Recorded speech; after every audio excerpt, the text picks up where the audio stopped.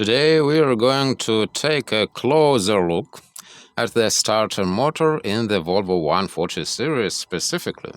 The Bosch starter motor that came from the factory and also an upgrade I've done myself. Patrick's Garage. The starter motor is one of those parts you don't think about until it stops working. But without it, your Volvo isn't going anywhere. So let's dive in and see how it works, how it's built, and why it's designed the way it is.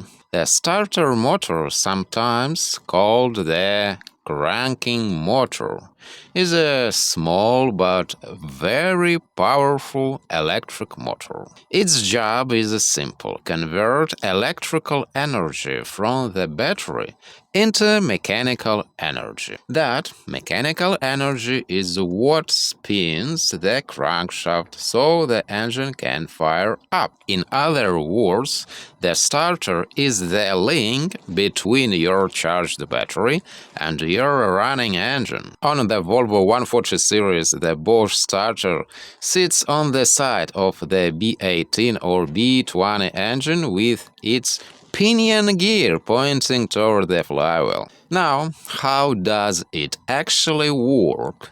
The principle is electromagnetism. When current flows through a wire, it creates a magnetic field, and when that wire is wound into loops inside a strong magnetic field, a force is created that pushes on the wire.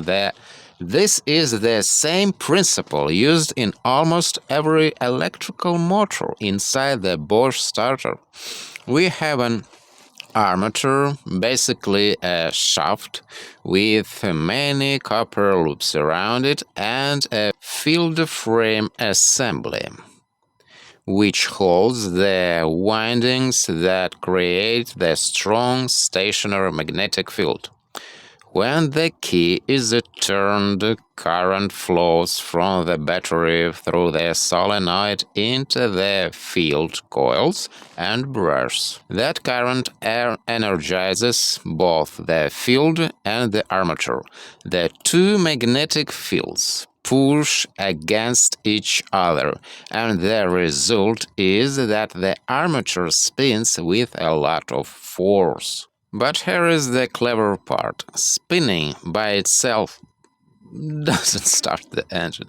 The starter needs to connect the spinning motion to the engine's flywheel. That's where the drive gear and overrunning clutch come in. At the end of the starter shaft, there is a small gear called the pinion.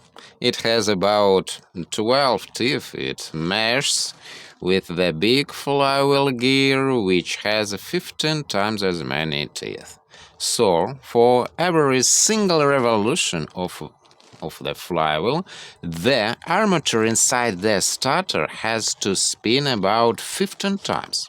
That's how the starter generates the torque needed to crank a cold engine. Now there is a big problem we need to avoid. If the gears stayed locked together after the engine started, the flywheel would spin the starter armature way fast, up to 45,000 RPM. That would destroy the starter in seconds. So Bosch designed the overrunning clutch. It's like a one-way system. When the starter turns the engine, the clutch locks up and transfers torque. But as soon as the engine starts running on its own, the clutch freewheels, letting the engine spin faster without dragging the starter with it. This protects the motor from damage. Engaging and disengaging that pinion gear is the job of the solenoid. When you turn the key to start, current flows into the solenoid coil.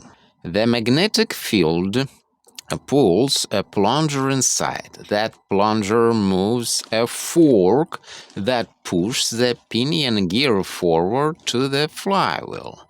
At the same time, it also closes a heavy contact switch, sending full battery power into the starter motor.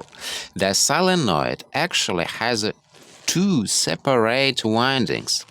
A pull-in winding with heavy wire strong enough to pull the plunger in. A hold-in winding with thinner wire which keeps the plunger in position once it's engaged. After the gear is fully meshed, the pull-in winding is switched off so the battery isn't overloaded. The hold-in winding keeps everything in place until you realize the key. Now, that describes the Bosch starter that originally came in the Volvo 140 series, but I want to tell you about an upgrade I've done on my own car. I replaced my stock Bosch starter with a gear reduction starter from a later 740 series. It also fits the Volvo 240 series. I bought mine rebuilt from the factory, and to install it I just had to increase the hole diameter for the mounting bolts. Why upgrade? Because gear reduction starters use extra gears inside to multiply torque even more. In my case, the ratio is about 45:1. That means the armature spins faster, but the output to the flywheel is slower and more powerful. The result: easier cranking, a less strain on the battery, and much more reliable starts, especially in cold weather. For a classic Volvo 140 series, that's a really nice improvement. Of course, starter motors can fail. Sometimes you turn the key and nothing happens. Sometimes it cranks slowly, and sometimes it spins but doesn't engage. Common causes include a weak or dead battery, corroded connections, worn brushes inside the motor, or a failing solenoid or clutch. If your Volvo 140 series starter is worn out, you can rebuild it by replacing bushings, brushes, and testing the armature. But most shops today simply do R and R. Remove and replace with a new or rebuilt unit. Before I finish, let me give you one important tip. Never run the starter for more than 30 seconds at a time. It pulls a huge amount of current, and if you keep cranking, you can overheat and damage it. Always give it a few minutes to cool down before trying again.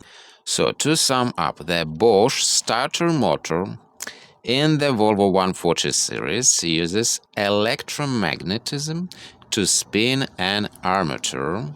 A solenoid moves the pinion gear into the flywheel and closes the main circuit.